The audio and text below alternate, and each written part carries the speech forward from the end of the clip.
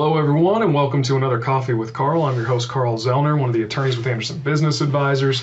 And today we're continuing our talks with land trusts. One of the benefits of land trusts is it can also prevent the churning of title. If you'll remember from one of our previous videos, I talk about that person or that entity that's getting the beneficial interest is dictated by who holds that beneficial interest, and we can assign that beneficial interest at will. Well, churning of title issues, I haven't seen a ton of issues with this. Every once in a while you will run into, say, a lender or a title company, or it's mostly the lender or title insurance, where it usually gets brought up if, say, a property's transferred hands or title a bunch of times. That's our churning of title issue, meaning it might be harder to close on the loan for the buyer, or especially if you've had to close on the property and you're ultimately a wholesaler and you want to then move the property over to a developer or some other issue like that. That's when churning of title issues may come up. A land trust can prevent that because once the title's held in the land trust, you can assign the beneficial interest at will. And so ultimately the title's still always held in the name of the land trust. The only thing that may change is who the trustee is, as well as who holds the beneficial interest. So sort of like our wholesale trust, when I talked about it in the wholesale trust video, in that ultimately title is staying the same, so you don't have any churning, but ownership will change.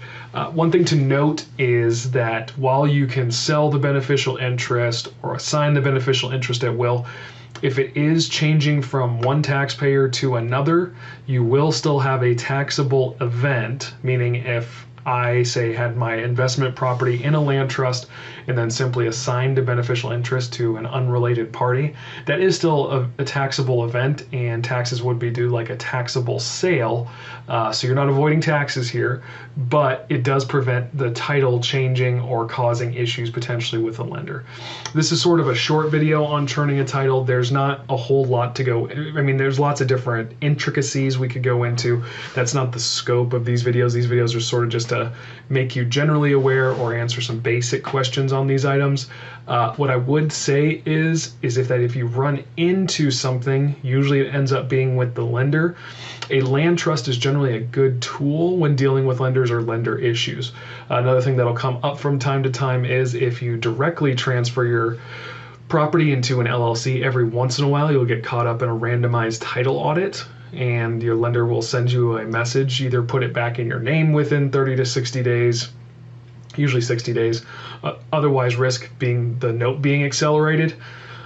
Normally at that point in time, I would use a land trust as well. Normally if a lender sees a land trust versus just putting it in an LLC, a lot of times it'll mitigate some of those issues, or the lender will just leave it alone after that. So usually when dealing with lenders, if there's some kind of title issue or some kind of transfer issue, land trust is a good solution for that. Churning of title being one of those issues in which you could use a land trust in order to potentially stave off some buyer-lender issues when they're trying to purchase a property, or if you're in a state that requires title insurance. So this can help you there as well, because the chain of title won't be so complex or disjointed if there's been a bunch of sales in a short amount of time. This concludes this episode of Coffee with Carl. Once again, as always, please take advantage of all of our free content. Please come to one of our 3-day classes if you haven't been yet. We like to have a lot of fun. We speak plainly so everybody can understand it. From my perspective and from Anderson's perspective, it doesn't make sense to overcomplicate the language we use, because then you can't understand it and then it does you no good. So we want to be speaking the same language. We do deal in some advanced strategies, but we're here to help you on your way through those strategies, as well as fulfill on what we teach.